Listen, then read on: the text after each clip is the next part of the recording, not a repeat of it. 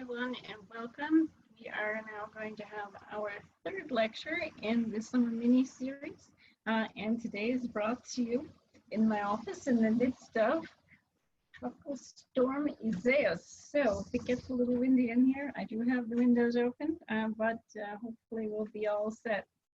All right, I feel like I really am bringing you right into my home, especially with the series of lectures we've had in the last few weeks. So here, let me just share my screen with you. And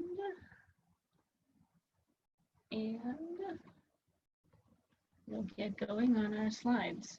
So last time we have been talking a little bit about programming and talking a little bit about how to set up some variables and how to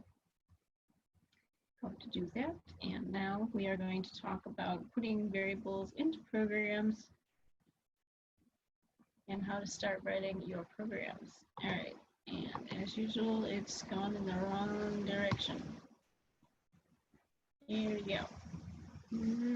All right, there we go. Now you've got slides. So the topics are overloading variables, programs, print statements, and